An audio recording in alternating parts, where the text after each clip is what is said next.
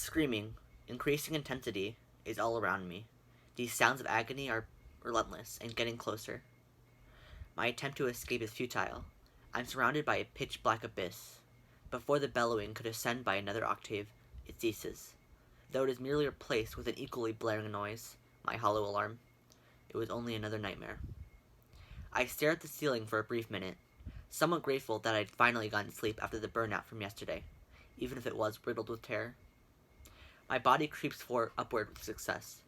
I present a muddled hand sign, good enough to silence my alarm, which projects the date 29th of August, 2052.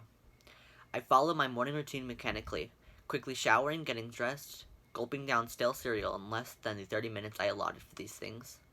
At the same time, my OEA, Optical Employment Assistant, projected the long list of tasks I had for the day onto my vision.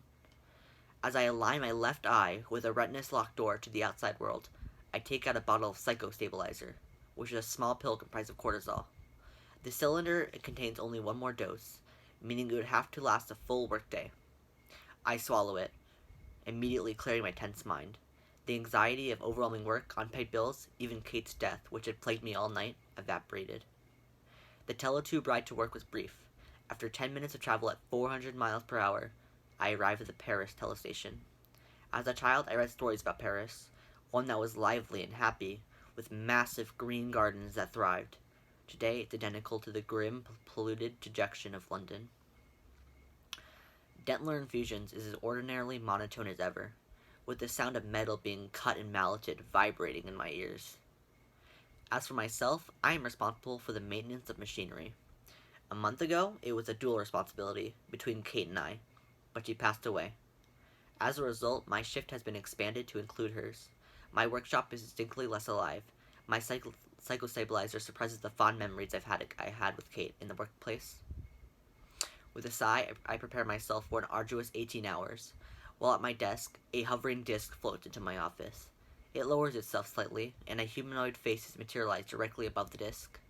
Mr. Shaker, management has decided you will take on the responsibilities of your deceased partner indefinitely.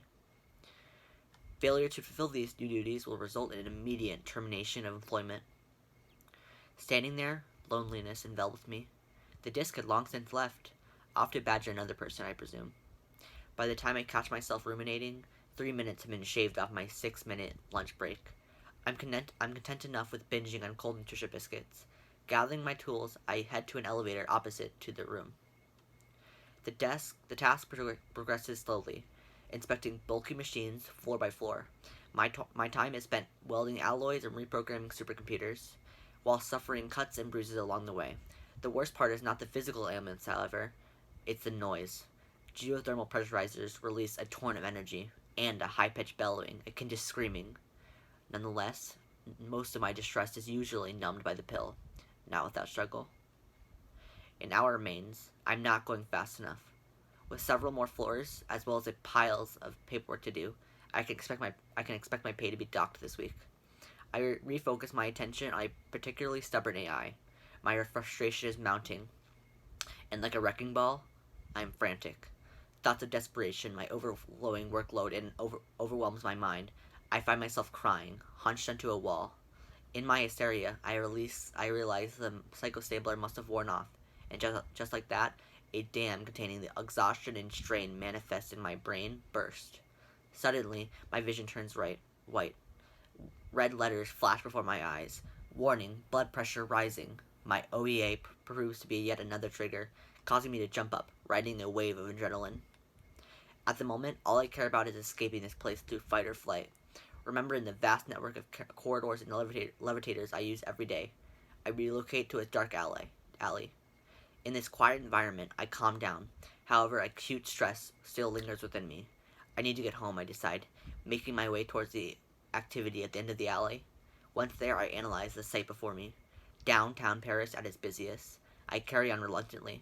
To my pleasant surprise, I easily make my way through the dense crowd, adhering to strict avoidance of bright lights or loud noises. Soon enough, I'm sitting within the Paris telescope. Opening the door to my apartment, I want nothing but a few hours of solitude.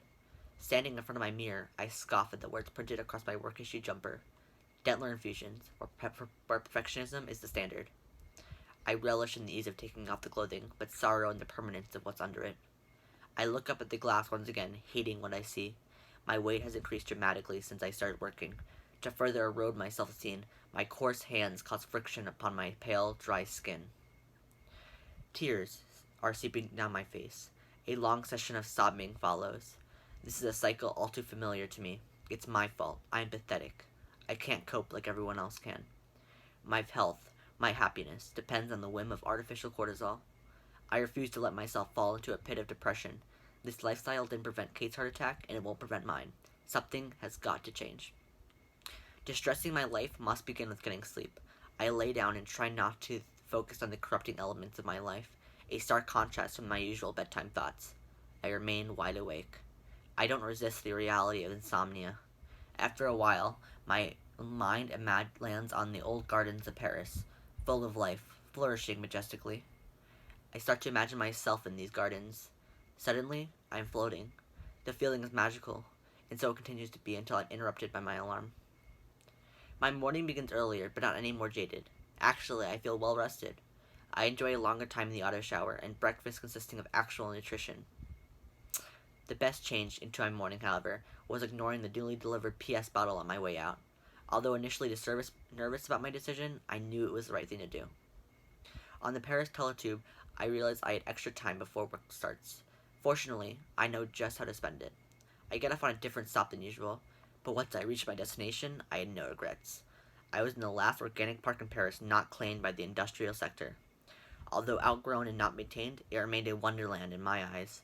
I take a detailed walk through the greenery, absolutely delighted. Fresh air and exercise could be a valuable addition to my life. The idea that I'm the only one enjoying this treasure is worrying. Entering my place of work, a genuine smile is plastered on my face. This new itinerary has had a bold effect. Instead of my hands twitching aimlessly to my fatigued nerves, they are dancing to the jubilant melody of birds chirping outside. Unfortunately, my workload is as heavy as ever. A different approach to it is needed. Instead of rushing to complete everything in one day, I'll spread it among several days. Hopefully this idea is truly responsible in reality. Is truly possible in reality. I complete my first few floors swimmingly, staying on pace along the way. My hands work in lockstep with my brain, until I had reached the generator room. The noise endures, especially unbearable without the pill. I subconsciously halt at the entrance of the room, starting to pace instead. After a few choice words to myself, I decide to make my move. Finally walking in, the sound pierces my head. Embracing mindfulness, however, I take the breaks that I need to stay resilient. After a while, I replace the last aluminum bolt and without an emotional breakdown. The workday is done, and I felt the best I have in ages. I enter my apartment triumphantly, as a new chapter of my life has started, one where I don't have to choose between chronic stress and pills to suppress it. My exuberant thoughts are interrupted by a knock on the door. I open it and encounter a bright flash of light. As my eyes flutter open once again, I begin to stretch out my arms and realize they're tied down to a metal chair. Help, I shout. Someone help me, I try again. I get a response, but not the one I expected. You can quiet down, Ryan. No one is coming for you. Who are you? Where am I inquire with hesitation. You haven't been taking your psychostabilizer, Ryan. Everyone needs their psychostabilizer, the figure says, enshrouded in darkness. Still dazed, I shoot back. No, there is another way. We can all get off the pill, and we can be happy. I'll show them how. The figure steps forward, revealing the dark blue emblem of psychostabilizer on his coat. I'm afraid you can't do that, Ryan. To be candid, there's money being made from the status quo, and we can't let idealism stop that. Ruthlessly, the man shoves a new pill down my throat. A burning sensation erupts within my stomach. To my surprise, my eyes open again. The screaming is back, eating at me, getting louder without hesitancy. As it peaks, the sound subsequently fades, along with the black firmament surrounding me. In its place, green rises. I finally found my garden. The end.